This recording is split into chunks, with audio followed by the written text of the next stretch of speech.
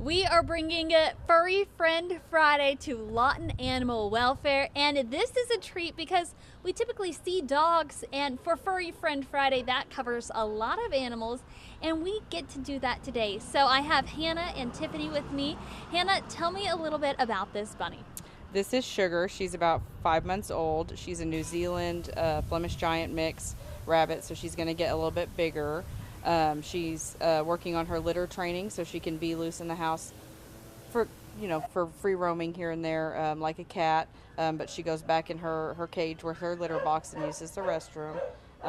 She's very docile, likes to be held and petted. She's a very sociable little girl. If someone wants to adopt her, what's the process like? How is it different than adopting, say, a dog or a cat? You would still need to bring a valid ID. If you live inside the city limits of Lawton and you rent, we still need to be able to contact your landlord. And then since she is a rabbit, they do fall under our small animal permit. So if you live in the city limits of Lawton, you would have to obtain one of those permits.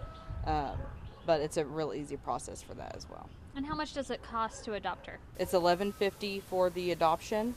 And then if you do live inside city limits, it would be the additional $17.25 for that special or small animal permit. Sorry. All right, let's move on to the guinea pig. Now, the guinea pig doesn't need that small animal permit, but talk to me about kind of what it's like to adopt a guinea pig, how much that costs. The guinea pig adoptions are $11.50. This one here is a male. He's an Abyssinian mix. He came to us as a stray. We do have two other females that are a bonded pair that need to go together, and they're American mixed guinea pigs. They're all pretty friendly. He's very friendly. Likes to be held and handled. He's very social. And then you would just need the same thing, valid ID. We fill out the adoption app. We have to call your landlord if you live in town and you rent. But pretty easy process. $11.50 for him or $23 altogether for the other two.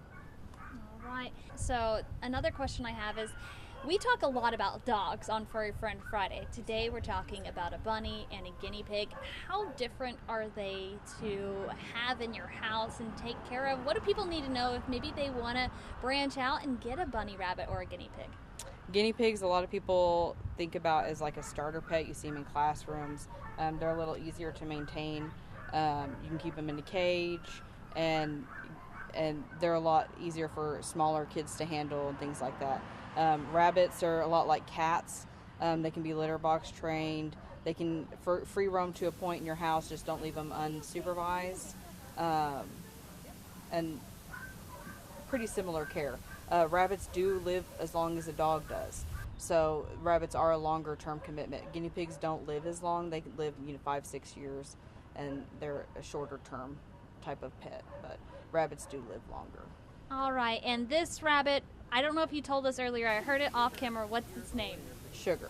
Sugar. All right, if you want to adopt Sugar or the guinea pig or maybe one of the other two guinea pigs they have, you can come by Lawton Animal Welfare. Tomorrow? Is it still tomorrow? Yep. Okay, we've moved outside. Want to make sure it's all still the same process. But yes, starting Saturday, you can adopt these. Reporting for 7 News, I'm Haley Wilson. Thanks, y'all both. You're welcome.